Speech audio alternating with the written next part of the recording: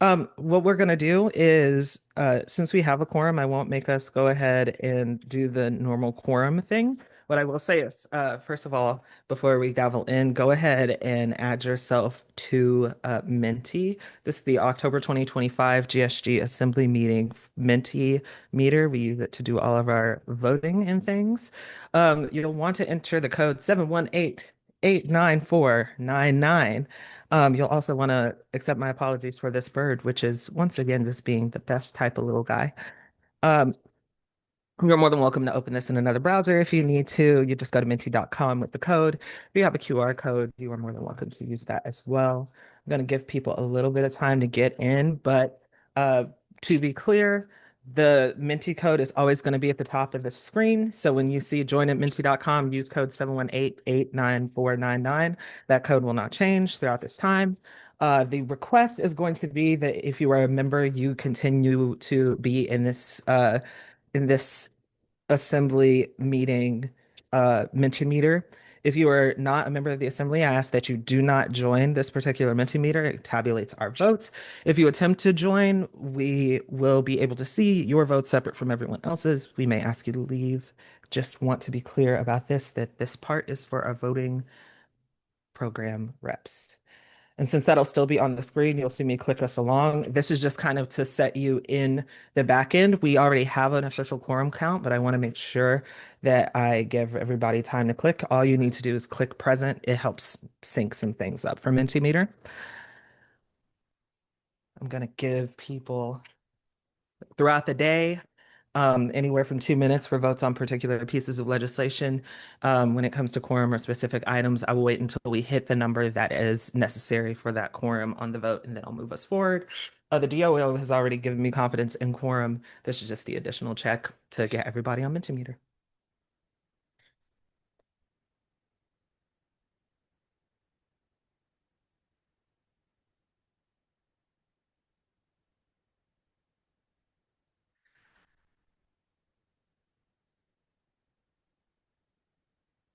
Also, Julian, I hope you get a chance to dress up as your most comfy self, let's say, because you deserve it. Um, in addition, want to make sure that I say our quorum shifts. It will be shifting consistently as we add more members to our ranks. The current quorum that we have for the body sh has shifted up from 13 and 15 and 17. So once we get to that quorum number in this present area, I will be perfectly fine moving on. I just need to make sure we get past the 17 mark, and then we'll start getting our new members in and do a little bit more work.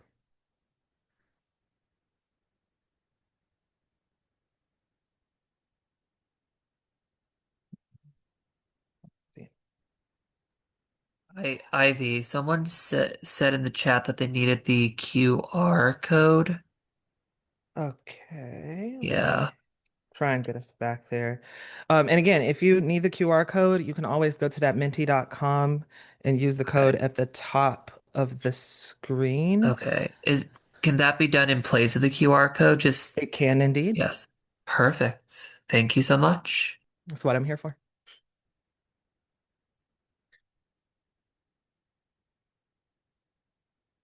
All right. And just any one person click so that I can actually skip this. Because we do have a quorum. I just can't click it until we get to that 17 number. So one of my good friends, go ahead and click present so that we can count you among our ranks. Thank you. Thank you so very much. And now I believe it'll let me actually go to the next slide. There we go. Ah, thank you, my colleagues and friends. You are fine. Oh, Joshua, you are fine. This is why we got an agenda. This is why we do what we do. So let's get started, okay? It is currently 3:37 Eastern. The October meeting of the Graduate Student Government's General Assembly is hereby called to order. Welcome back. Excited to have you. This would normally be a gavel video. We need our crab gavel back. That is a statement from the chair. Before we begin, I have a few things that I want to put on your radar. These are our Zoom reminders. Please do me a huge favor. Uh, I know that it has already been said by my my wonderful colleague Lizzie, but Before we begin, I want you to make sure that you check your Zoom settings. This ensures that your name and affiliation are reflected. Your name in Zoom should appear as your first and last name with your program in parentheses. I welcome He's gone home. your Oh, you want pronouns your in mic off now? parentheses as It was always well. off. Oh, I just Uh, meant so you guys I think somebody's on mute. Oh, okay, there we go. got him. Sorry. Yeah, you're fine. Um, First and last name for the program in parentheses. No, I'll work to refer to you based on your last name and program affiliation. Forgive me for any mistakes when I'm checking in or when I'm speaking. And also feel free to correct my pronunciation when necessary. I also want you to know that you can interject at any time with a motion or request as long as you do so by signaling a desire to speak. You can do that via chat by raising your hand in Zoom. You can wait to be addressed by me as the speaker, the chair, whoever's speaking, if we have somebody presenting.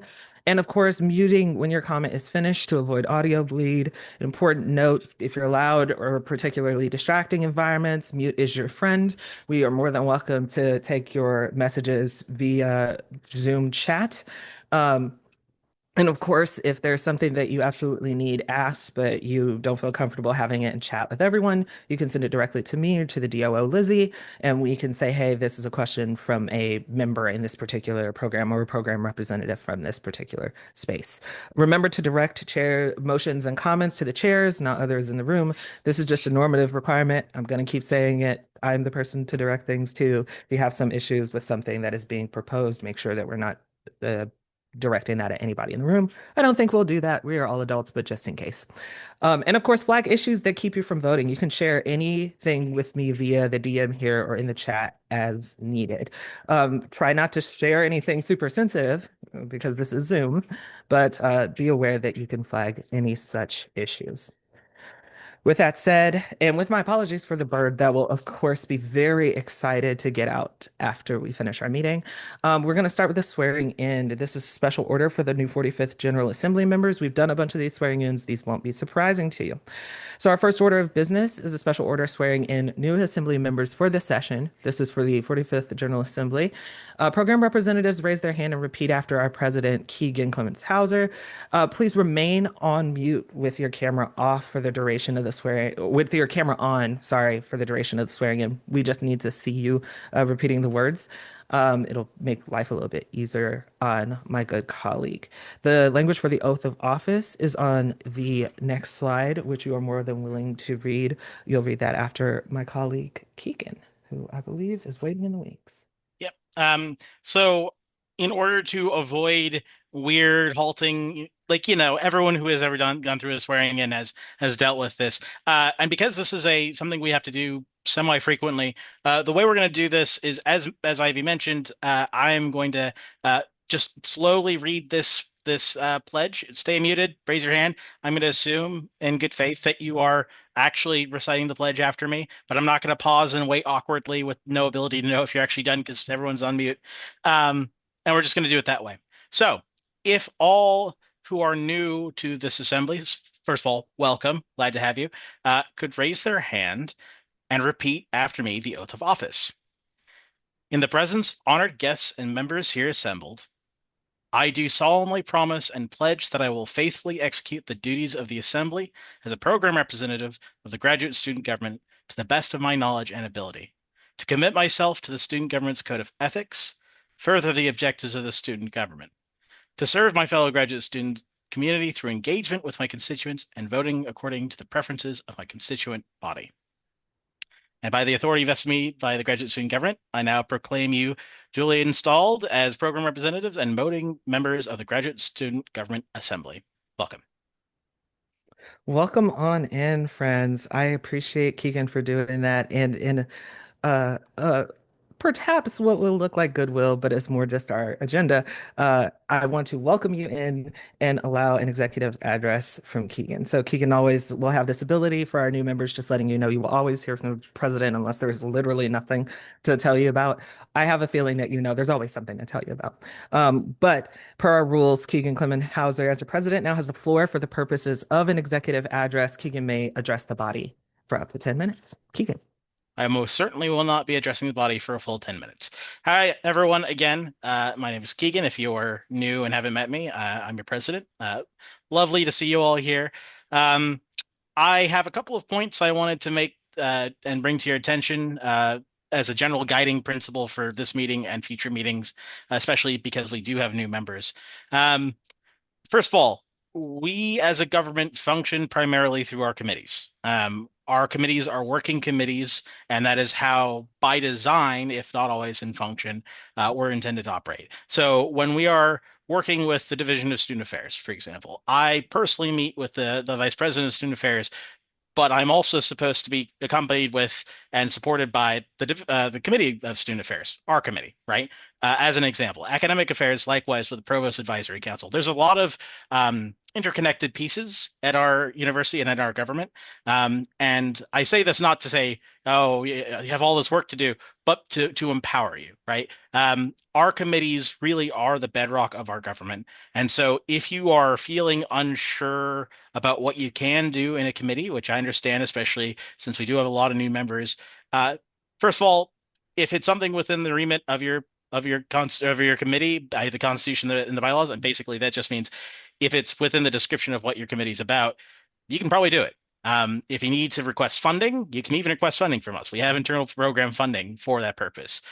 If you want to have a cool idea of a survey you want to launch to the graduate student body, or if you want to do an initiative on campus safety, just do it.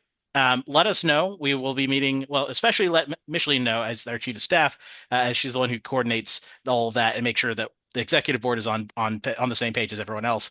But you have full authority, and in fact, we encourage you to take proactive action when it comes to the bounds of your committee.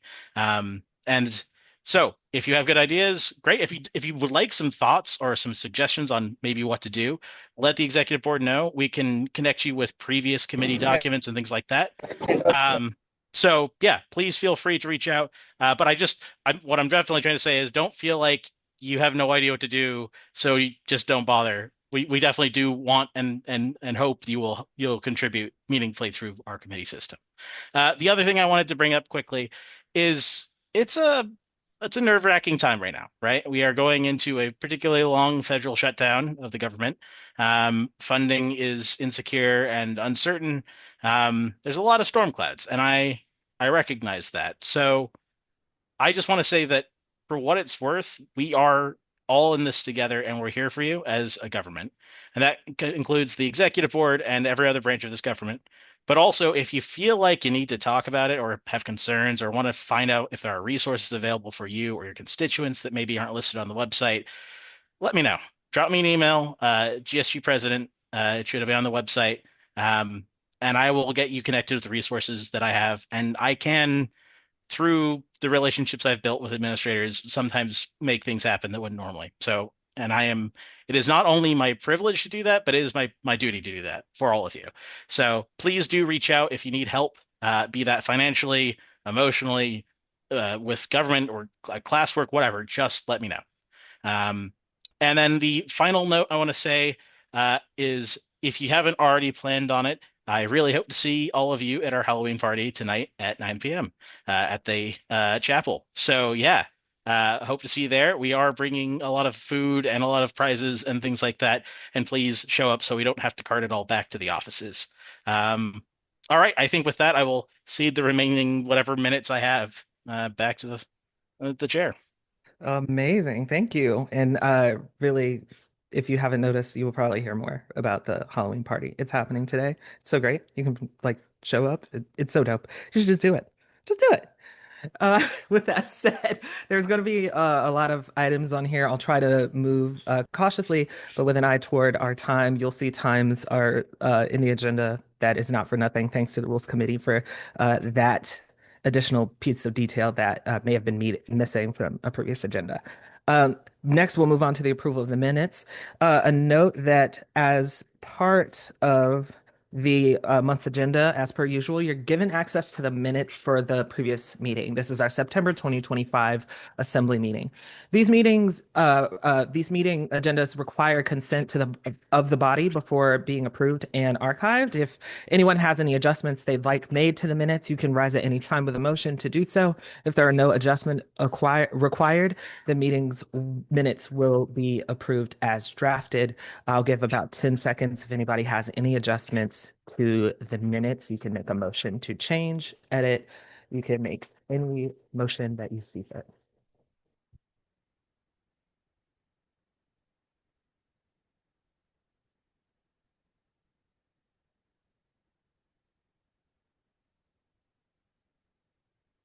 The cool thing about having 30 plus people here alone, let alone the people who couldn't make it because of some time constraints, is that I get to click through everybody's space and just see if there's anyone who needs anything. Given where we are without objection, we have consent approval of our minutes of amended questions about this document can be sent to the GSG VPLA email. That's gsg-vpla@umd.edu for an expedited response. Uh, that is all on that front. I appreciate you letting us move quickly through that. We used to have a fun time with minutes. I don't like doing anything less than consent for those things. Uh, aside done. Report of the chair. This is my usual welcome in. This is an intentionally light report. That is because there are several General Assembly votes. We had a recent election, and we're hoping to get a lot more done more quickly during these virtual sessions. I try not to use the full 2 hours that we're supposed to have slated, so you've seen me scheduling 90 minutes. That isn't to say that I will never schedule a 2 hour assembly, but everything that I've gotten approved is for 90 minutes. So just be aware that I'm growing increasingly aware of our time. These items will be important, especially as we invite future speakers through the meeting for both virtual and in-person channels. So I want you to keep track of what's going on in the assembly, what our board members, what our committees are saying, because our executive board is not inactive, and I think it'd be easiest to say that all of us really want to make sure that everything is working, especially at this time. So, uh, at the top of the list, September and October executive board actions. I have the pleasure of sharing that brief overview that you got in your agenda of the executive actions that were transmitted from the executive board to the assembly. You've heard me say this before. These actions occurred between our September and October meetings and will become void upon completion of this agenda item. In brief, voting members of the executive board approved unanimously 2 executive actions that temporarily did the following: formed the graduate assistant advisory committees ad hoc committee in the GSG and temporarily renamed the now seated Community and Belonging Committee. Does any member have any questions for the executive board chair at this time about these executive actions?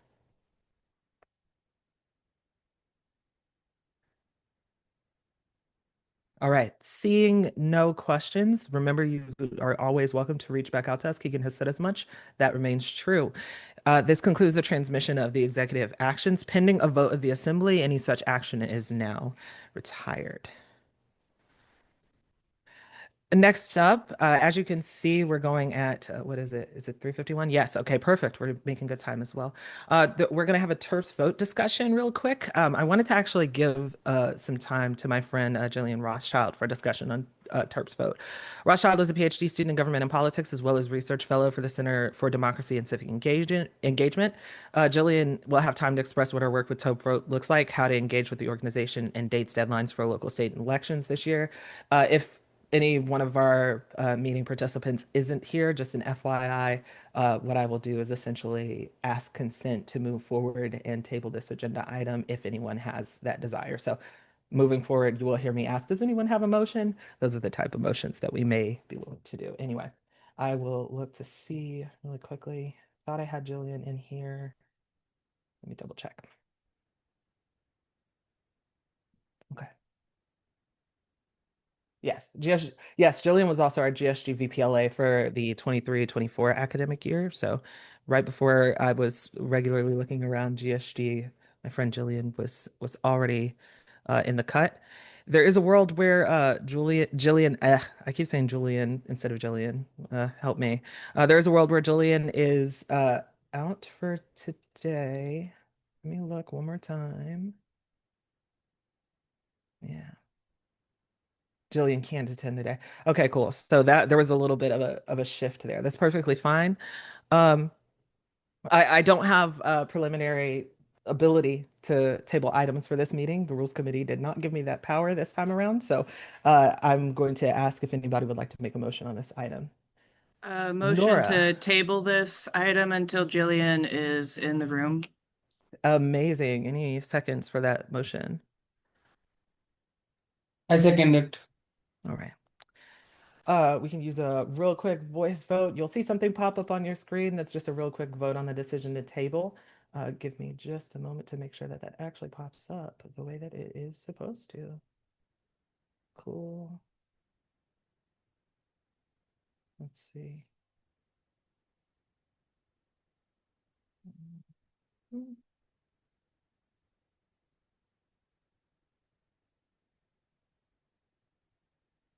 oh, that is not it.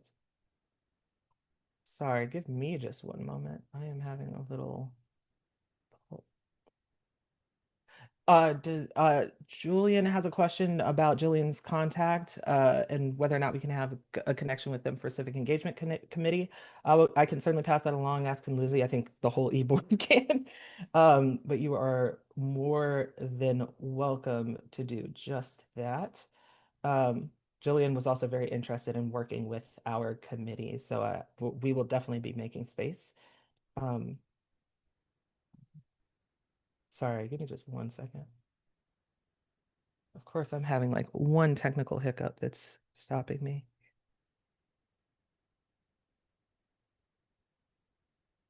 Yeah, I'm just frozen. Okay.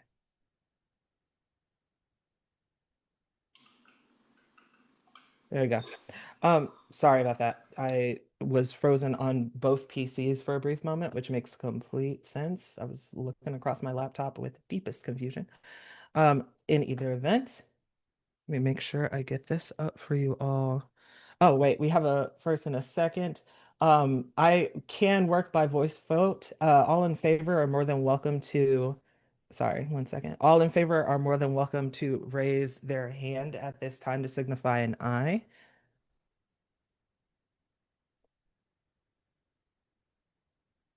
Cool, cool, cool. Yeah, we're just gonna get around the issues of a vote because we don't need a voice vote for this yet.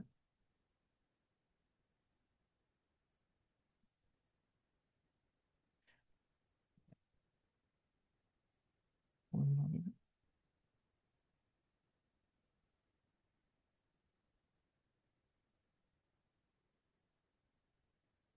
Okay, cool.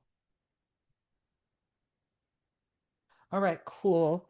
And do we have any nays? If there's any opposition, go ahead and raise your hand at this time. If you were a person who raised your hand previously, you want to put your hand down.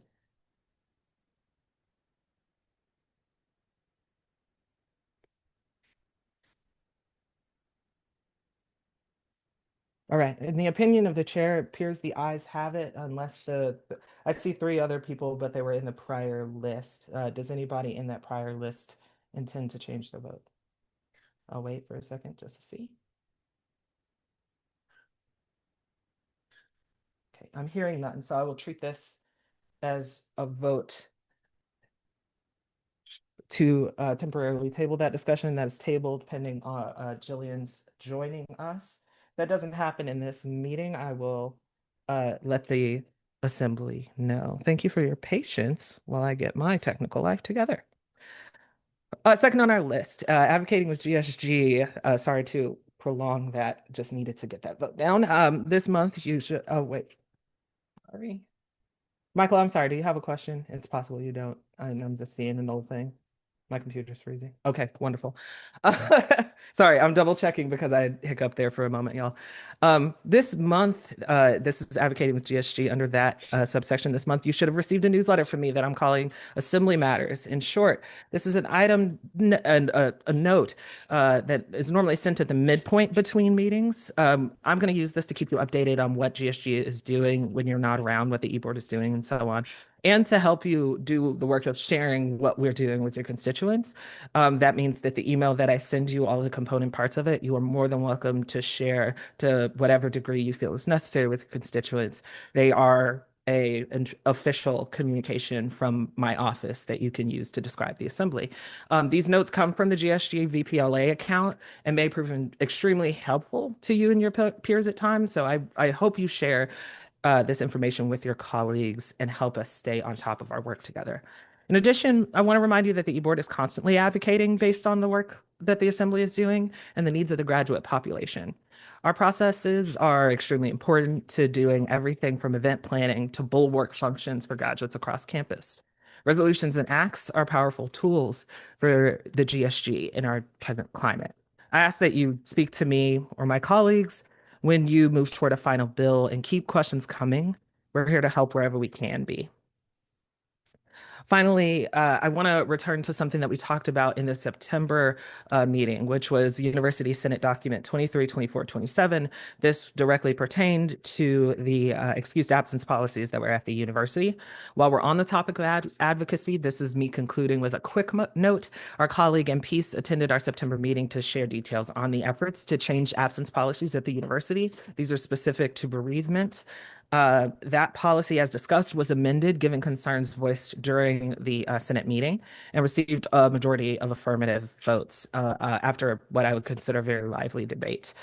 President Pines vetoed this item, which we discussed in full, and included a memo to the Senate on this veto. At the time of our meeting, I did not have access to this material because it was not distributed for the meeting that happened in October. Once we received it, I elected to put it in our agenda so you all can know that we're doing our due diligence. You're more than welcome to read that memo and get a sense of what the problems were that the president had, that President Pines had with this particular set of amendments to the bill. Of note, I'll keep reminding you, the University Senate's ERG committee is working on a report about this abuse. You can still provide comment on that report to the committee's leadership or move to pass legislation in GSG related to the issue. In either case, know that I'm working with my counterparts in the Senate, the Undergraduate Student Government Administration, and our association and our peer institutions to understand these items. So know that we're all working on that front. With that said, committee and board reports. This will move kind of quick. We're moving forward with this section that will appear regularly in our meetings moving forward. Committees and board reports for GSG will have time scheduled to report out bills, share important information with the body, and more. This means we can keep committees accountable, ensure big issues are addressed by those with most resources to do so, and keep people from burning out. We want to avoid burnout for our members. So your committees are, as the president has said today, being operational. They're operationalizing is part of this work. It's really important, and we're grateful for you doing your part. At this time, we don't know of any committees that would need to present information to the Assembly this week, and so we move forward without any committee overviews. Similarly, the governance board will be among two boards that have the ability to report out materials as co-equal branches of government. At this time, we have no board reports out of the governance board. If one is needed, the chair may be recognized here in the future. Finally, the executive board. The executive board always has matters that it regularly attends to. It meets regularly to attend to those matters and usually closes out this agenda item. The order of the agenda items may change depending on what committee needs are and what the rules committee votes on. So be aware that while this may shift around, the executive board constitutionally has some space to speak to you. I'm making space here today to check in with particular board members if they have any updates for the assembly. If they don't, we just move forward. So if you have any questions for them, I will ask after they have given their update and said that they are done. First on my list is Chief of Staff Micheline Wilson, if you have any updates on committee work or any other information since the October meeting. Yes, I have two things. One is that the International Graduate Student Advisory Board is going to be looking for members. Very soon, I will be sending out a quick Google form to everybody in the assembly. And feel free to also share it with anybody else that you know who's an international student and would like to help advise the to be part of the advisory board. And it is especially important in these times that we show the university what is important to us international students and help with issues like strategies to recruit international students. That's one of the things that we'll be doing. So if anybody's interested, be on the lookout for an email from me in the next day or two. So that is That is my first thing. Then the second thing, I already reached out with this to some committees. The executive board is looking for somebody to attend regular meetings um, with the ADS office. And if there's anybody who has had experience with them and would like to be part of meetings with them and kind of act as a liaison between the GSG um, and graduate students and them, feel free to reach out to me. So yeah, those are my updates, and I will give it over to our VP of Financial Affairs. Yeah. Cool. Hey everybody, hope your Halloween is going well.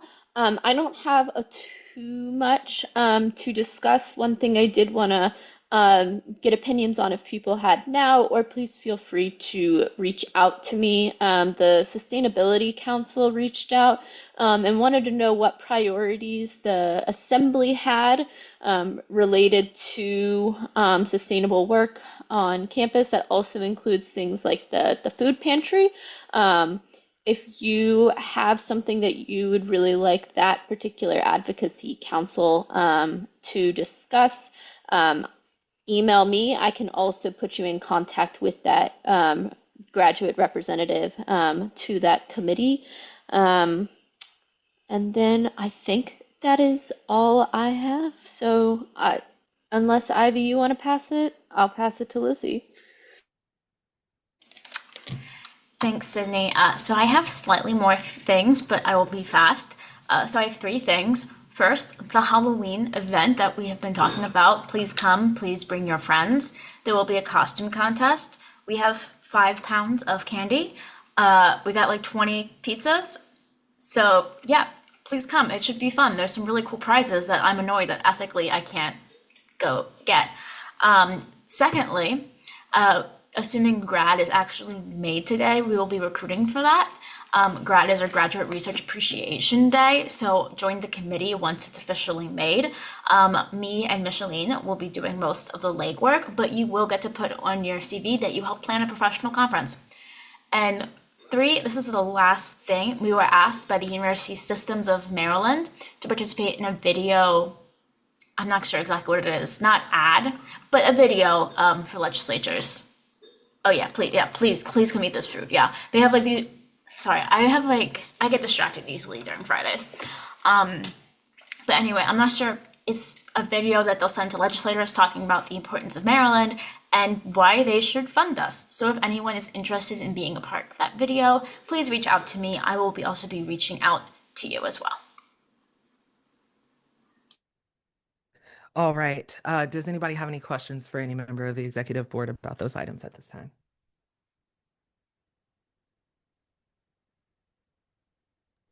I have hi, Nora, epidemiology representative for the PhD program. I was wondering if Keegan could just say a little bit more about Examine.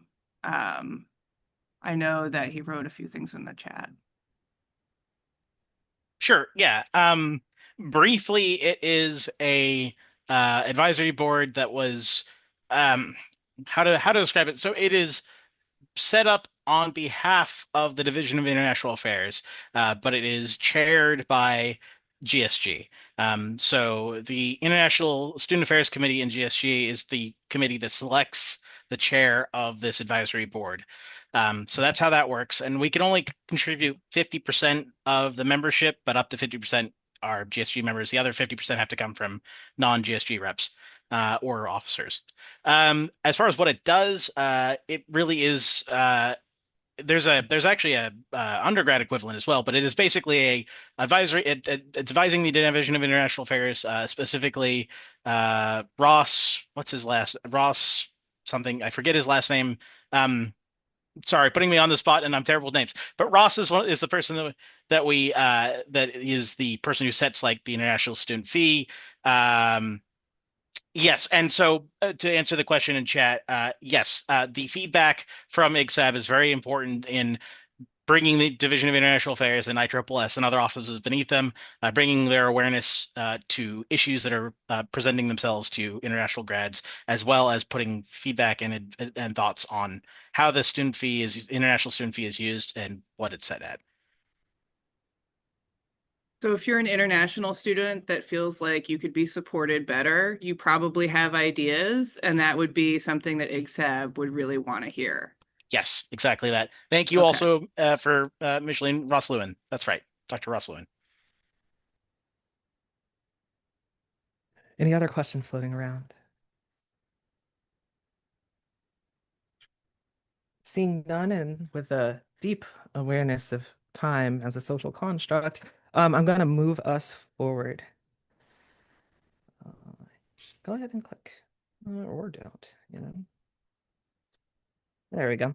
All right, our next item is going to be a presentation from the Division of Administration. It was tabled during our September Assembly meeting so that we could get everybody here. I'm actually very excited to have everyone here for this one. We will be joined by three people today. Danielle Glaros is the Assistant Vice President and Chief of Staff in the Office of the Vice President. We also have Bob Runing here, who is the Interim VP and Chief Administrative Officer. And of course, Courtney Brown, I believe, is with us, the Senior Director and Leader for the Purple Line Project. So lots of people here, lots of stuff that you were perhaps interested in, and lots of reasons that we've been wanting to have some time with the Division of Administration. So Rules Committee has approved a total of 20 minutes for this presentation and Q&A. Save a motion to extend this time by the body. We will begin our presentation time.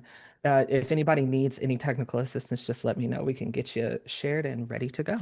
But I the just floor need, is yours. I was going to say, I just need to be able to share our presentation. So if you could give me permission to do that, that would be great.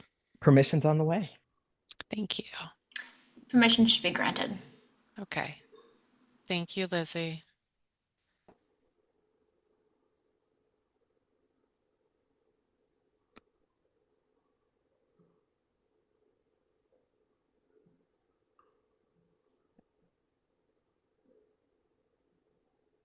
Okay, so everyone see our presentation? There we go. Wonderful. Okay, I'm turning it over to Bob. Yeah, thanks. Thanks, Danielle. Well, hello and thanks. Hello to everyone, and thanks for inviting us to your meeting this afternoon. As Ivy mentioned, I'm Bob Runing, the Vice President and Chief Administrative Officer, and with me are Danielle Glaros, Assistant Vice President and Chief of Staff, and Courtney Brown, Senior Director of Administrative Services and our resident Purple Line expert. So let's go to the next slide, Danielle.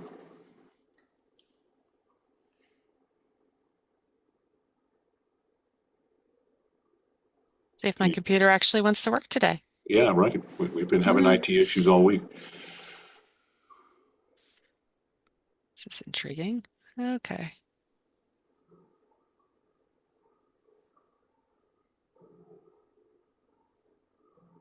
Give me a second.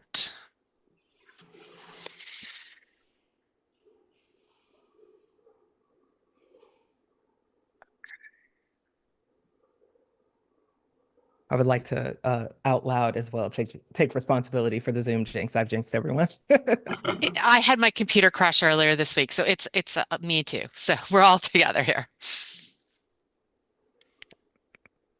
Okay. Why don't we stop there, Danielle? So the Division of Administration has about 1,100 full-time employees, and more than 100 of those are students in 7 major units. We have a pretty wide range of responsibilities, as you can see from the list of our units up there on the slide. And basically, we provide operational services to enable the university to accomplish its missions of teaching, research, and service. I like to think of us as kind of the back of the house functions that keep everything running. And our departments and units make that happen every day. I invite you to take a look at our recently published annual report, which has a lot of information on what we do, and that's available on the website. The homepage is linked there. Let's go to the next slide, please, Danielle. So I think it's important to let you all know how to request service. There's a couple of different ways. First, you may have heard that facility services are now under one reporting platform, and that covers all buildings and facilities, regardless of who manages them, and that's facilityservices.umd.edu, or use the UMD app. For non-emergency outdoor issues like abandoned scooters or broken streetlights, things like that, graffiti, you can use the 311 tool on the UMD app. Just punch in 311. And you can always call the police at 301-405-3333 or for a non-emergency, or obviously 911 for an emergency if you need some emergency response. A non-emergency might be something like you see a potentially dangerous situation, like see something, say something, or maybe you witness something and you want to report it, like a near-miss vehicle, pedestrian, or vehicle, micromobility vehicle. Always use 911 for an immediate emergency, like a crime in progress or somebody's really hurt and things like that. So DOTS, the Department of Transportation Services, is at transportation@umd.edu to handle issues and answer questions, and their website is a good website, particularly if you use a lot of their services on campus. Next slide, please. So safety is a concern for a lot of people these days, and so we want to include a slide on how to request personal assistance. First, we think the UMD campus is very safe, but we understand that some of you might feel nervous, especially late at night. So if you ever have kind of like you're out late at night and you're concerned, particularly it's about what time change tomorrow night, UMD has several options for you. The UMD police are here around the clock to help you. Everyone can download the UMD Guardian app and use it to share your location, you can make an emergency call with it and more. There are blue light emergency phones located all around campus. Pick one up at any time and you'll be directly connected with the police department. You can call UMPD for a walking escort at any time, day or night, if you feel unsafe. And the website link there has all the details there. Also, if you download the Terp Ride app, you can sign up for a UM Shuttle night ride, and that service provides pickup and drop off from 5:30 p.m. to 2:30 a.m. So a couple of different options there, particularly if you're out late at night. Go ahead to the next slide, please, Danielle. Thank you. I did want to talk a little bit about the Public Safety and Community Policing Task Force. This was charged by President Pines in 2021, and the recommendations from that task force continue to spur initiatives, programs, and partnerships between the University of Maryland Police and the university community. We've made a lot of progress on the recommendations from that task force. Of the 21 recommendations, 19 are now complete or have a sustained commitment. And some key successes include cross-jurisdictional agreements between UMPD and neighboring police departments and agencies. UMPD updated their event security guidelines to include options for using trained unarmed staff instead of police officers. The MHART program was initiated last year. It's a partnership between Student Affairs and the police department where mental health professionals accompany police officers when responding to mental health emergencies, and that's been extraordinarily successful. Next slide, please. Pardon me. Talk a little bit about emergency management and business continuity, and a few words about preparedness. Everyone here has to be prepared to manage, that there might be an incident at some point, and the university has to be able to manage large and small incidents. Some are predictable, like rainstorms and flooding, which maybe some of you have already seen if you've been here a couple of years, and some are not as predictable, like power outages. And we had a campus-wide power outage during move-in this year in late August. The Office of Emergency Management and Business Continuity is a small unit at Maryland.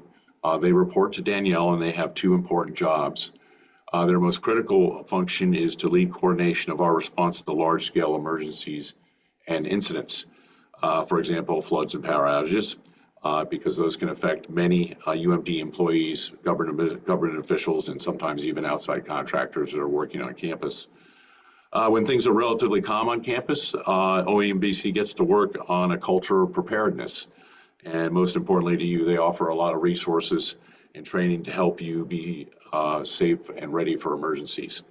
And I definitely invite you to take a quick look at their online training course and check out their website linked on this slide for your convenience.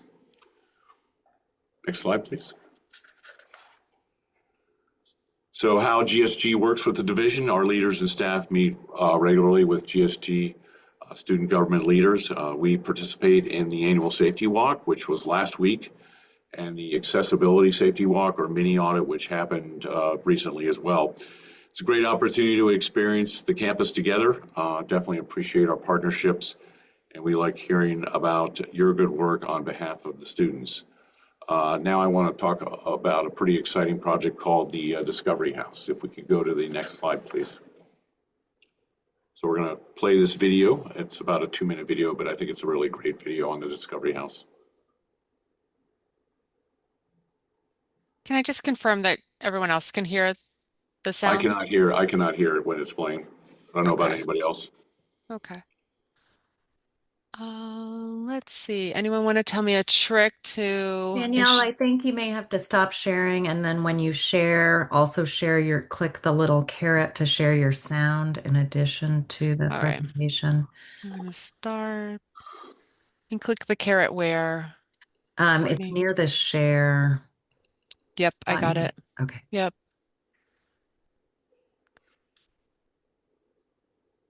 Post only. It doesn't give me an advanced share though on sound though. Yeah, So so when when you're you gonna, oh, Go ahead. no, go ahead and click share. When you click share again on the in the right. presenter layout on the right, there should be share options, share sound. Got it. Perfect. Thank you. Nicely done on the directions. Okay. We unfortunately have a lot of practice. Yes. Okay. Let me get you guys started. I was wise enough to realize it might not be sharing, but glad y'all knew how to do it. Okay, here we go.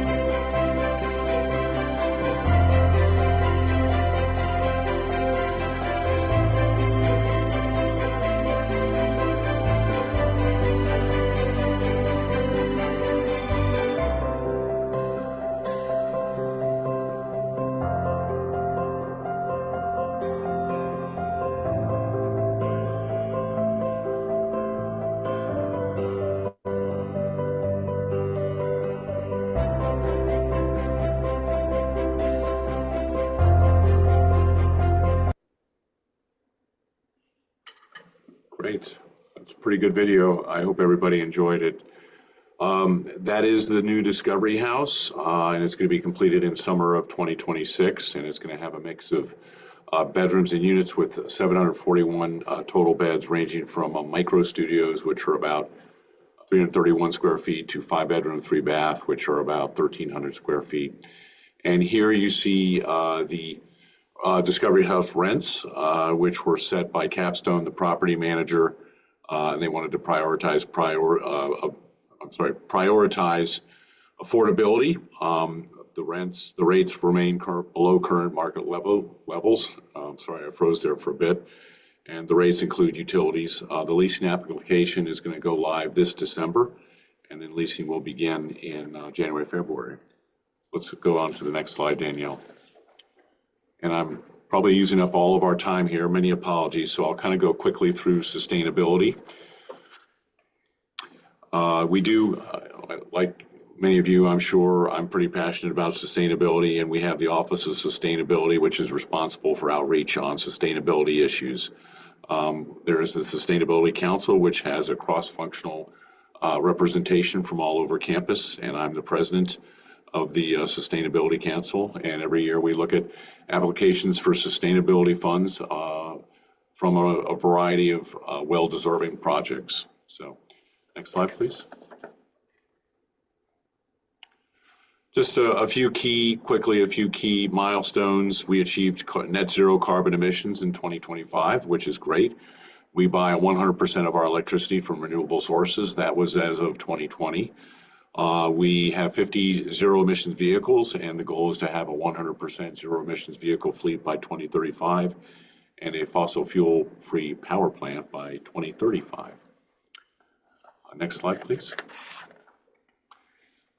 Now we're going to move on to transportation, and I'll turn it over to Courtney to update us on the Purple Line. Thank you. Hello, everybody. You can go ahead to the next slide. The Purple Line is a 16-mile light rail line currently scheduled for operations in December 2027, so a little over 2 years from now. It is owned and operated by the Maryland Transit Administration, so it is completely separate from the WMATA Metro Rail, though it does have some stations co-located, as we can see here on this map. This is the northern portion of the WMATA Metro Rail with the Purple Line superimposed. There are 21 Purple Line stations, and 5 of those are on or adjacent to our campus, as shown in the purple oval. And there are intersections with 4 metro stations, 3 MARC lines, as well as Amtrak in New Carrollton.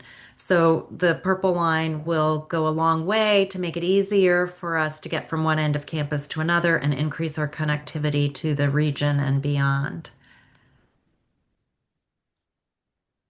So there are a lot of benefits of the Purple Line. I'll touch on a few here. There are going to be free rides for students, faculty, and staff among those 5 UMD stations. There are new bike lanes through campus, 1.2 miles of those, many of which are already open, reduces the need for cars, improves access to this campus and the surrounding areas I just mentioned, and plays a key role in the Greater College Park initiative to cultivate a vibrant college town with the development that the Purple Line has already brought and will bring. That provides amenities for our campus and the surrounding community. So we're going to have a couple of traffic pattern changes. The top map shows Campus Drive in the core of campus. You can see the M on the right. On the left, we have lots 1 and Z. And that stretch of Campus Drive currently is temporarily 2-way. We have both westbound and eastbound traffic. That is going to come to an end with Purple Line operational testing getting to more advanced stages, likely in the summer of 2026. And that's the final permanent condition for the Purple Line. In the lower left corner, it shows the map of 3 new traffic signals that are coming to campus as part of the Purple Line. And the one in the middle was activated at the beginning of August at the intersection of Campus Drive and Regents Drive. The one on the right, which is near the new Discovery House, graduate housing complex that Bob just talked about is likely going to be activated in the late spring semester. And the schedule for the third one, which is over in lots 1 and Z near Ludwig Field, is still to be determined. So we've been doing a lot of planning for operational testing as major construction is coming to an end, and we're really now more into minor construction, which thankfully is a lot less impactful. Um, we've been putting plans in place for the testing that will come not too far off. So there are high voltage wires that are installed in the core of campus right now that will power the trains. Those are not yet energized. They may be energized as soon as mid-November. It could be a little bit after. Those should be treated as any other power lines. Wires are completely safe at ground level, but you never want to throw anything on them, never get near them with any tall object such as a ladder, and call 911 for any down wires. The light rail vehicle testing is expected to start on campus sometime after the fall semester. And when they do that initially, it's going to be in a very controlled environment at slow speed in the overnight hours. And we are currently developing a campus awareness campaign for the catenary wires and the light rail vehicle testing, as well as a worker safety program for our colleagues that have to perform work near the rails or the wires. And just a few tips to stay up to date on the Purple Line for information that on impacts to and that could affect your travel to and from campus. You can sign up for construction notices on the official Purple Line site, which is shown here on the slide. We have a UMD Purple Line website with a link there, an email for any questions and concerns about the Purple Line on campus, purpleline@umd.edu, text alerts where we give notices to those subscribed of the most impactful changes, and we use all campus email and social media posts for the larger impacts. I'll turn it over to Danielle. I was about to say, you're turning it over to Danielle. Because we're at 20 minutes, we did need a motion in a second. We have a motion in a second in the assembly chat. And as I said, I'll offer 30 seconds for an objection in the chat to an extension by or an extension of, 10 minutes. Looking around for any objections, we'll wait about 10 seconds to hear those since I had that in the chat about 20 seconds ago.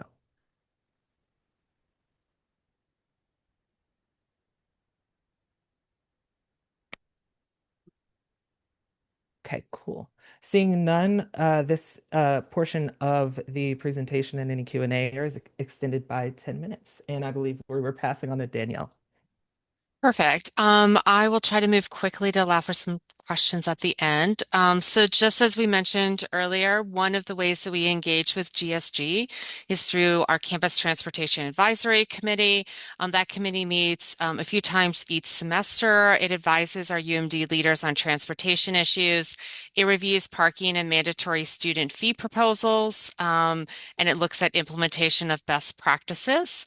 And it makes recommendations regarding DOTS or other university guidance policies that impact campus transportation. It's a pretty unique group on campus. It's a combination of faculty and staff members, typically from the Senate, as well as student members, our SGA, our GSG, and our RHA members. Our next meeting is actually coming up in just about a week. And I happen to chair that on behalf of Bob Bruning. We also have a coordinated campus micromobility group. Your team is also really active in that as well. And that is now meeting monthly to address micromobility safety concerns and recommend strategies and actions here on campus. Just a little bit on micromobility at UMD. We have a lot going on here on campus, both personal but also rented and shared vehicles like VO and Capital Bike Share. We also have, as I mentioned, personal manual bikes, but also electric bikes, scooters, and skateboards. We are very focused on safety concerns from our e-vehicles in particular. We have seen fires that have been caused by the lithium batteries here on campus. The most recent was actually over the summer. Some of you might know about it. It happened at Graduate Gardens. We also want to make sure that pedestrians are given the right of way and remove as many conflicts as possible. We continue to see some unsafe behavior by drivers here on campus. And of course, most importantly, we want to reduce the accidents and collisions and injuries that result, some of which we've seen some severe ones this semester alone. We have made a bunch of changes for micromobility. Some of you might be aware of this, but just to quickly reiterate for everyone, we've limited who can bring personal electric micromobility vehicles to campus. We now have an annual $35 registration fee, and we're doing that registration annually, not every other year. We continue to enhance enforcement around moving violations as well as student code of conduct. And all micromobility riders now must wear a helmet while traveling on UMD property. We now have an interim policy in effect. We continue to expand our bike lanes here on campus and complete streets. Folks are probably familiar with the pilot that was started on Paint Branch, but also over the summer you saw a temporary and permanent bikeway go in front of Lot 1 and Lot Z in front of Knight Hall. That temporary will become permanent over the summer, and we continue to look at how we can expand additional bike lanes here on campus. There's a whole bikeways plan that you can take a look at that's actually found on DOT's website.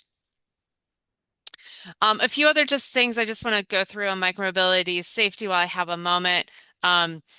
We have lowered the speed to 15 miles per hour to improve safety. We talked about the helmets already. We encourage people to park in designated areas, not on steps or walkways, and definitely do not attach your bike to a handrail that prevents people with limited mobility from accessing buildings. We also stress strongly to be really careful with how you cross the Purple Line tracks. We have seen actually quite a few incidents this fall, but throughout the year regarding the Purple Line tracks. So definitely cross at a 90-degree angle. Do not run parallel to them, especially, or cross at an angle. There is penalties that can be involved for particularly not following the rules of the road. Micromobility vehicle is like any vehicle. It's like a car. It needs to stop at a stop sign, needs to stop at a light. Warning and citations and fines can be issued, as well as referral to OSC, and depending on what it is, also boot or impoundment of the vehicle, particularly if you're not registered. All right, so I wanted to quickly close out and give an opportunity for Q&A. I'm going to take this presentation down, and we look forward to your questions. And of course, you can reach out to any of us after this meeting as well. Thank you so much. We have 5 minutes left in agenda item 5. Are there any questions from among the members or executive board members for our guests today?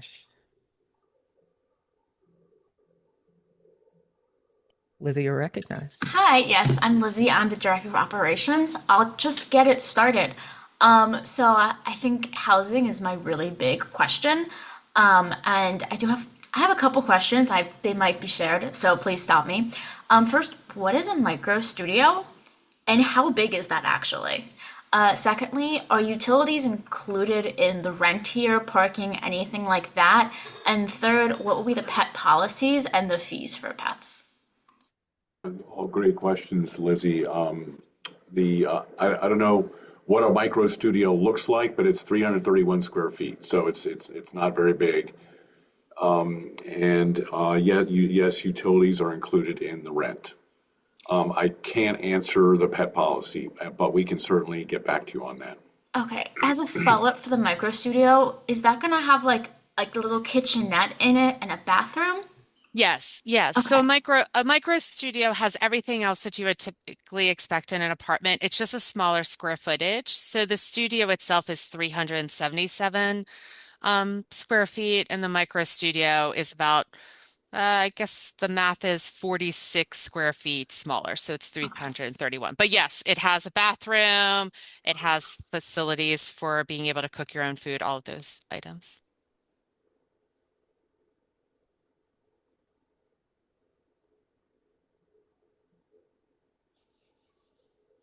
Thank you so much for that response. Any other questions for our guests here today? We have about 4 minutes left in this one. Sydney, you're recognized. Yeah, I want to swing focus now to the purple line and looking to see if you guys have done any quantitative study on how many less cars are actually going to be on campus as a result of this purple line, given that right now I couldn't tell you off the top of my head, but a lot of people commute to this campus. Is there any evidence, survey otherwise, that commuters are going to ditch their cars for the purple line?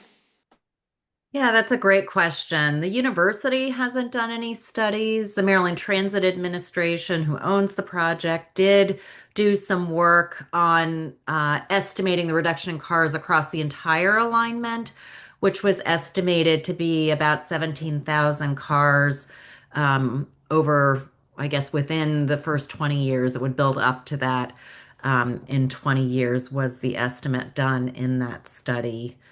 Um, However, just quality, so we don't have any quantitative evidence, but we do know that it provides another option for people to use to get to and from campus as well as around campus, and expect that to have some impact on cars on campus. Thank you so much for that question, Sydney. Any other questions from among our members? I know there's a lot of time considerations that people are making, and I appreciate them. I just want to look around before I say anything.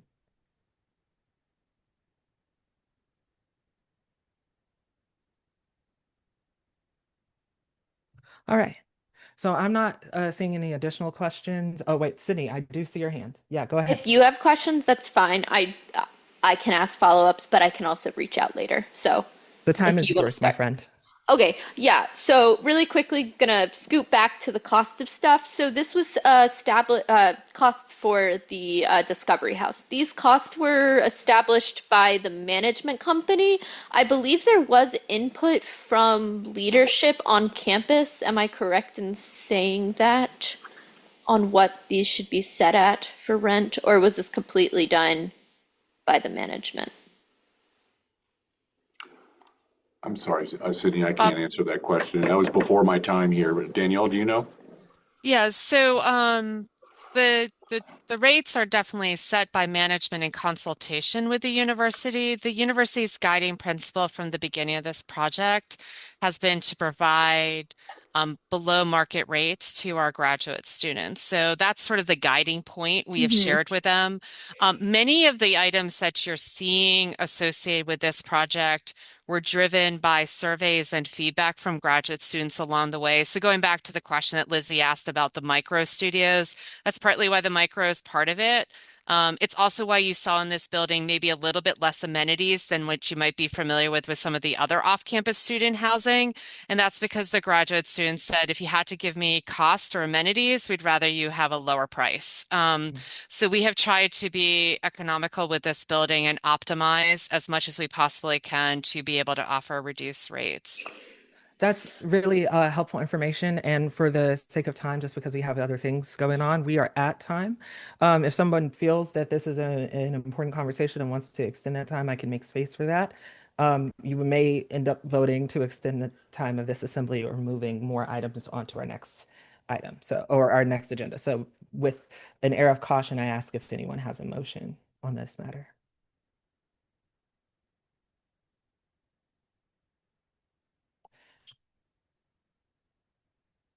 Okay. All right, I'm not seeing any motion. So the last thing that I do is, first of all, say thank you. I really appreciate having the Division of Administration with us today, and the candor, the flexibility, the time is really appreciated.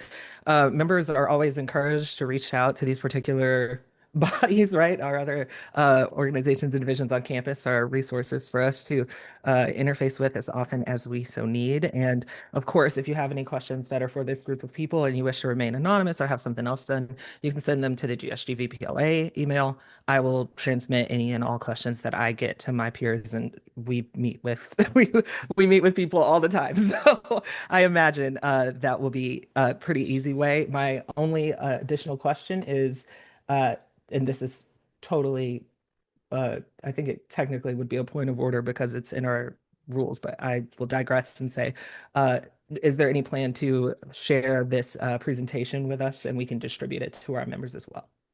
We can Oh, yeah. definitely share the Sure. presentation. Amazing. All right. So we'll be on the lookout for that. I want to thank the Division of Administration once again for being with us, and I'm going to get us right into old business. All right. Thank you very much. Have a great Thank you. weekend. Yes, enjoy your weekend. Oh, happy Friday. Go put on a costume. Go Yep. get ready. Homecoming. Happy Halloween. Yes. Bye-bye. All right. So next up is our old business. We're going to move through some of these things pretty quickly because you've already seen them.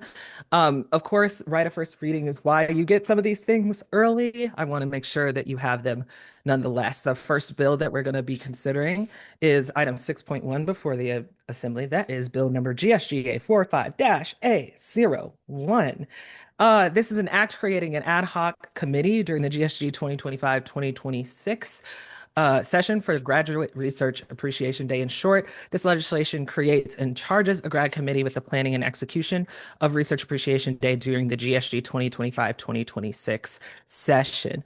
Of note, this act did meet all of the requirements that we have, the expectations that we have for authors. This was authored by Lizzie and myself in accordance with our rules and bylaws, as well as Micheline Wilson as a sponsor and the chief of staff. The legislation, in addition, establishes the director of operations as the chair of the 2025-2026 session of grad committee and charges the grad committee with the planning in consultation with the executive committee of the spring 2026 graduate research appreciation day. In addition, you'll notice with some of our committee items, there is an additional addendum, which is charging the assembly with consideration of the inclusion of grad committee, in this case, in Article 5 of our bylaws by no later than the final session of the 45th General Assembly. So a little work now, a little work later, but I digress. First, we have discussion. The floor is open for any discussion on the bill. The author or the sponsor could be recognized for the purposes of discussing the bill if they so choose at this time. Are there any questions before the assembly?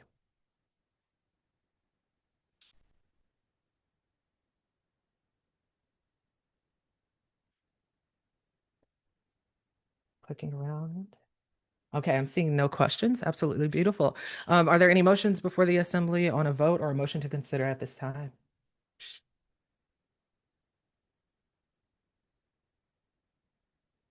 Hint, you must make a motion. I cannot make a motion to consider these items. Teehee.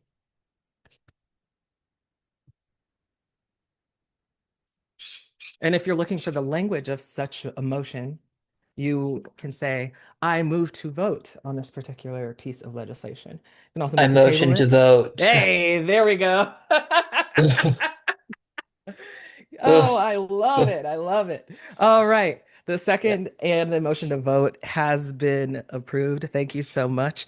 We will move forward to the voting. You will take no longer than 2 minutes for members of the assembly to vote on this particular item.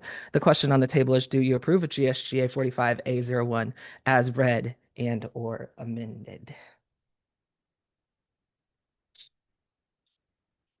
And again, you have up to 2 minutes. If I see that we are at our full body and or quorum by the minute mark, I will work to get us to the next item.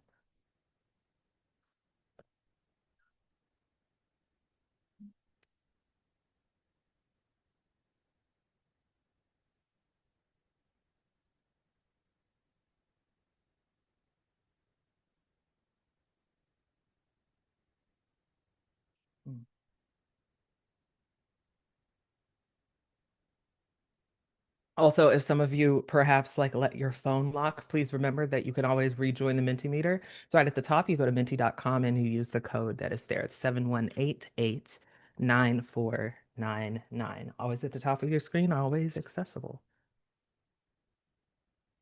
I'll leave 30 more seconds on this vote.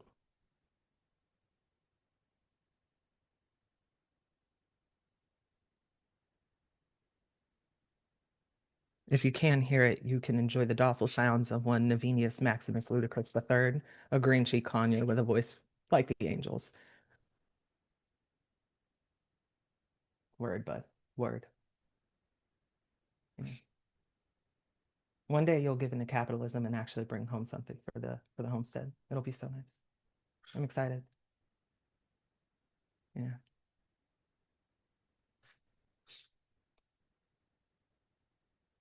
Pay the bird tax. I have a fan on. Otherwise, I would definitely pay the bird tax immediately. All right. We're at we're at the proper mark. My current vote that I have on screen is 19 in favor, none against, one person voting present. If there are no other votes, this screen will move us along to our next item in 5 seconds. All right, cool.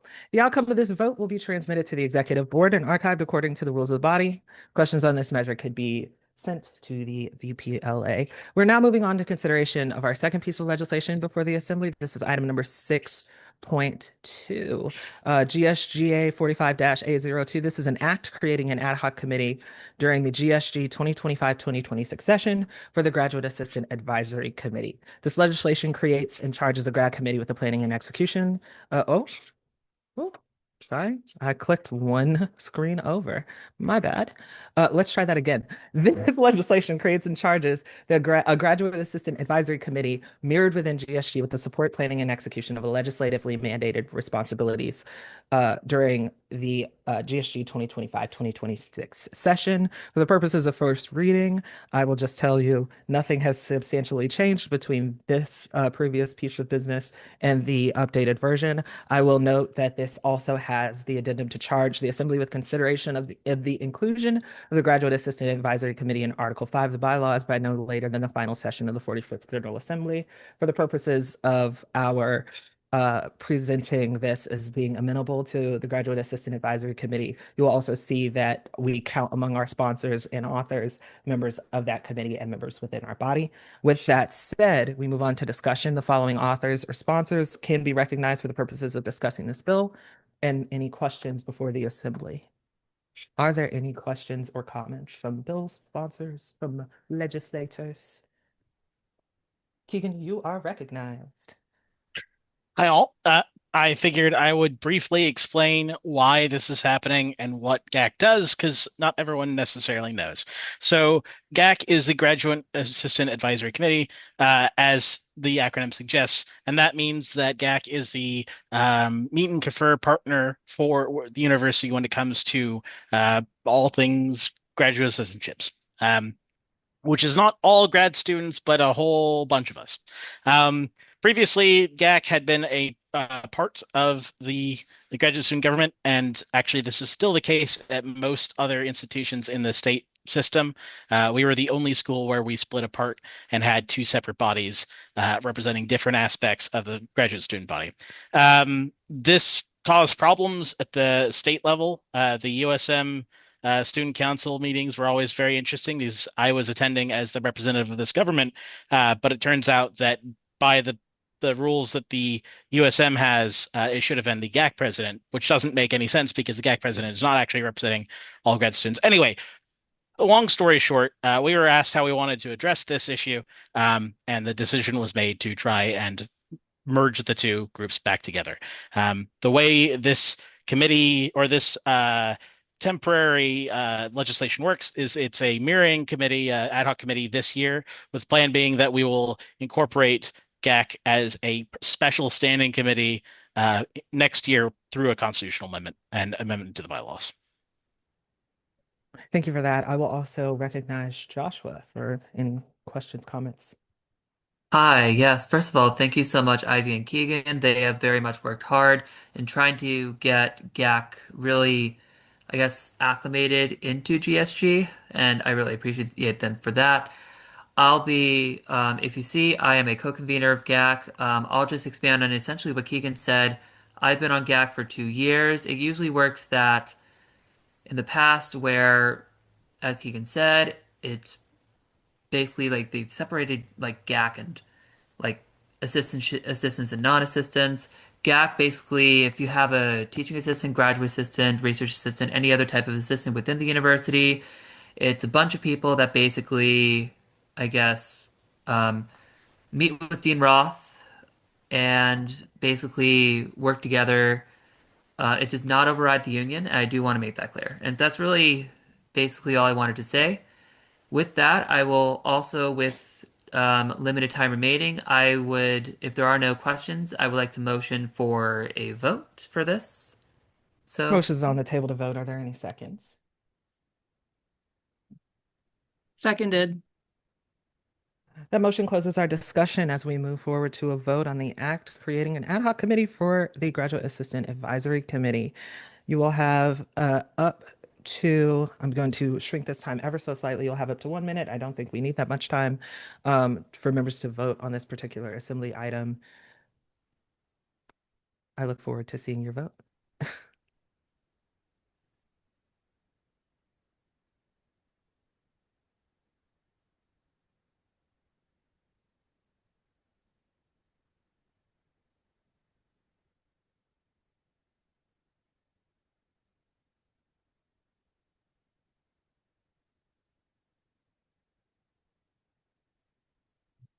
If you can hear my voice and perhaps you're beginning to nod off or otherwise distracted by a dog or some other beautiful thing in your world, I hope you will take a second of the last 20 seconds that we have for this vote and just click a little button, even if it's just to say, I don't know that much, so I'm voting present.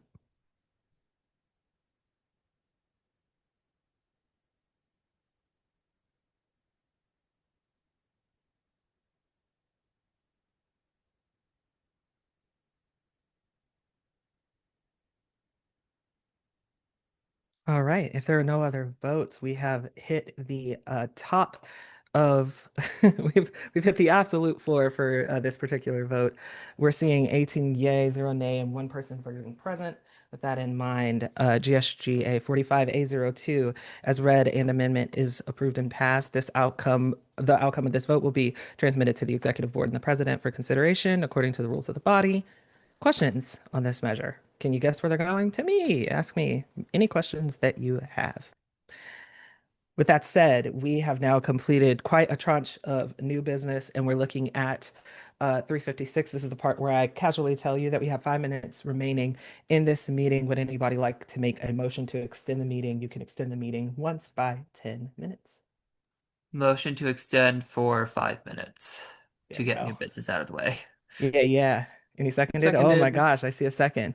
All right, all in favor, please feel free to use that raise hand functionality. I will only give a few seconds for these because time is of the essence. I'm gonna give like 10 more seconds for raise hands.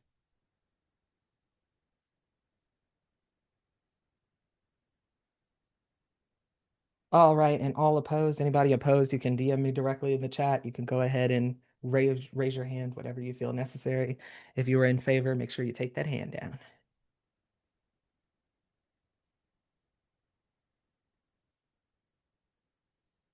We've got 2 hands still up from the previous vote, but I don't see anything else in the opinion of the chairs. The ayes have it. We'll have an additional 5 minutes for this particular meeting. We're going to keep it marching on.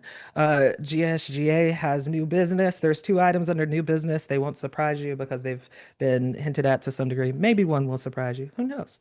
But we're going to keep on marching. Oh, Melissa, do you have a question? I'm so sorry. I do not. I'm sorry. I forgot to lower my hand. It's no problem. That's why we ask. All right. Next up on our list is the legislation for today. This is under new business. This is GSGA 45A03, an act amending the elections code to define a plurality of votes as a base requirement for elections to office. I'm going to tell you that this is summative because of time. This is a very much oversimplification of what I think is a very dutifully done summary. If you want the full, hey, this is why we did it, I encourage you to read it. In short, the legislation does 2 things. It amends our election code to define the minimum number of votes a candidate must receive in a race as a simple plurality of the votes that are received. Right now, there's a different floor, and it can create an actual issue for us. And secondly, it retroactively seats candidates who would have been seated had this rule been in place during our previous elections for this year. So it's a easy fix for 2 particular items that we have been considering for a little bit. This standardizes and simplifies the election code by removing that extraneous numerical minimum, and it favors requiring a single plurality for that purpose. It also grants the election committee that temporary authority to retroactively apply the amendment to the results of the 2025 special general election. Of note, you will see that Keegan is listed as the main author for this. I'm listed as the secondary author according to our rules. Sydney is listed as the author, and as you can see in italics, is also the election chair. Feels like an important thing to say that all kind of pieces of all gears are meshing here. With that said, is there any discussion on the matter? I'll leave some time to see if anybody has something. You can raise your hand, do what you need to do.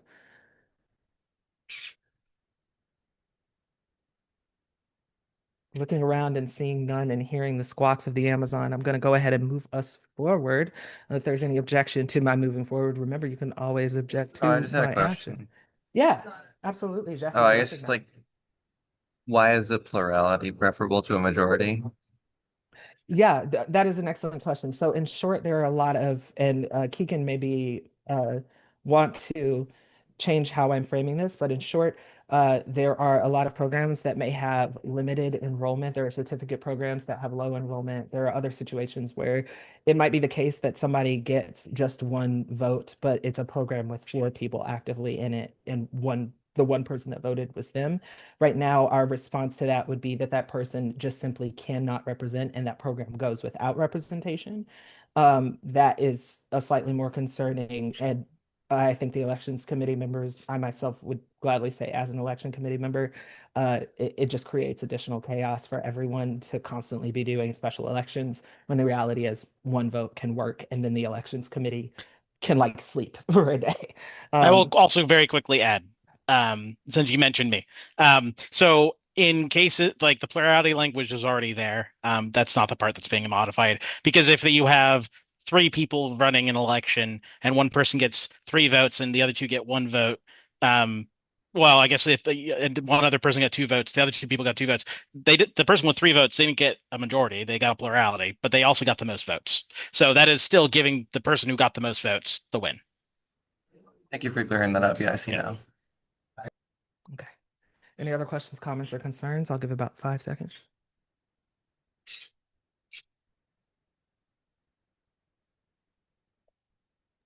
Seeing none, the motion is laid upon the table once again. Do you approve of GSGA 45A03 as read and or amended? We didn't make any amendments, so it's just as you read. Again, I'll be a little bit more finicky about this because there's just more stuff to read through. So I'm going to give you about 30 seconds on this vote.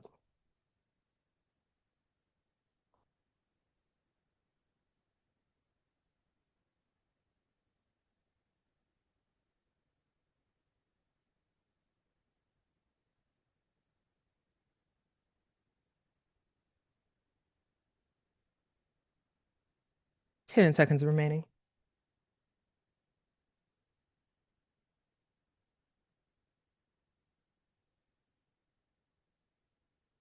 All right. As of this moment, we do have 12 people voting in favor, 0 voting against, 2 voting in absentia. With that said, this is passed. It will be shared with the executive board and the president for any review. Next. Um, Second piece of legislation, GSGA 45R01. This is a resolution in support of the Diamondbacks signing onto an amicus brief. This resolution expresses support for the graduate student government to the Diamondback newspaper as it signs onto the amicus brief filed by the Student Press Law Center in support of the Stanford Daily. You can see the full text of that resolution. Just to be clear, this is a resolution expressing support. It does not materially change any of our governing documents. It is not an act. And it centers on the Diamondbacks signing the amicus brief filed in support of the Stanford Daily following a lawsuit against Secretary of State Marco Rubio and Secretary of Homeland Security Kristi Noem over two laws that allowed visas to be revoked over forms of speech. So this is pretty large undertaking. Lizzie is the primary author of this. I am sitting as a co-author because rules, and Melissa Buys is also listed as a sponsor of this particular piece of legislation. Is there any discussion at this time?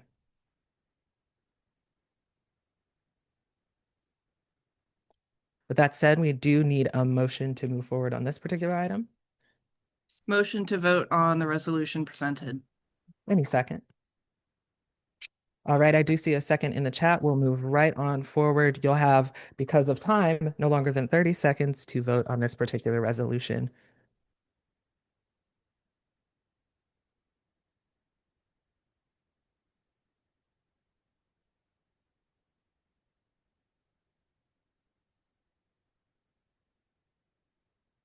Fifteen seconds left. Bro, you're not an alarm. That's a coconut. You think you just fell out of a coconut tree? You exist in the, oh, 5 seconds left. All right, thank you so much for your votes. We have 18 in favor, no opposition, and one person voting present. Sorry about that. I got a little tongue-tied. There's a bird. He likes to. Yeah, I know. At some point, I need to pay the bird tax, but it needs to be when he's not squawking into a coconut. Uh, so there's two additional items. I'm going to speed through them unless told otherwise, unless you all ask for an additional 5 minutes because we are at time and I literally am not allowed to stop just yet. Um, so there are two items, committee charges. This is setting the agenda from the assembly. In short, regular meetings will have time for two components of GSG work in the new business area, the charging of work to our standing and ad hoc committees pursuant to their roles, and the work that committees are already planning to undertake. If you have any ideas, motions, or charges that you want committees to work on, the executive board to work on, or for GSG to do, this will be the space for that. You're also welcome to email me the particulars of any ideas that you have. This is part of a kind of two-step response. Our open forum allows for anybody who is in our particular grad community to also speak, say if there's something that needs to be done in College Park, any announcements, topics that you'd like to bring before the whole assembly. With that said, we are at 4:06, so I cannot continue. Um, Even though I have actively sped through those things, I cannot continue with this meeting without a secondary motion for an additional 5 minutes. It is not Motion for necessary. additional 5 minutes. Okay. I just wanted to be clear that it wasn't necessary. Okay, we got a motion and a second. I am going to move through the unanimous consent process as we've done this 3 times. Is there any objection? If there is no objection, we'll move forward an additional 5 minutes as ordered by the body.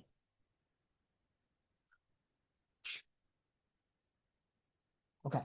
So the nature of those motions has been considered. Seeing no objection, I will move forward.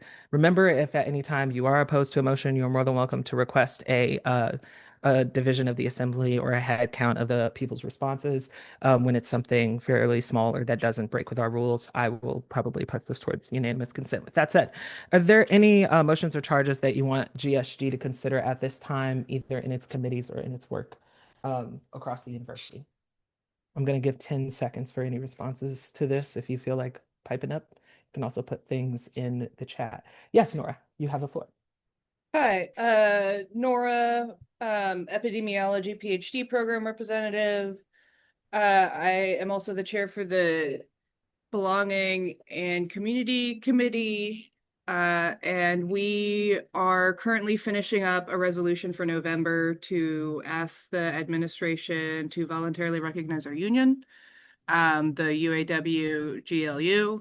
And then for other stuff that's not necessarily BCC related, would be the graduate prom in the spring. And that's the only other business item that I have currently. Yeah, thank you for those updates. And I believe if you're not paying attention to the G chat, I believe Nora asked if anybody else wanted to work on that. I encourage you to take advantage. Nora is a consummate GSGer. I follow everything that they do. So lock in with me, if you will. Golly. Is there well, sorry, I just want to be honest about it. Is there anybody else who has business before the assembly that they'd like to see us take on? Looking around. Okay.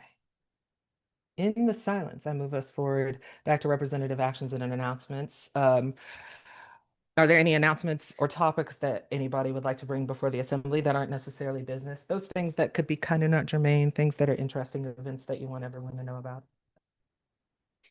Give 10 seconds for this, just in case you have something.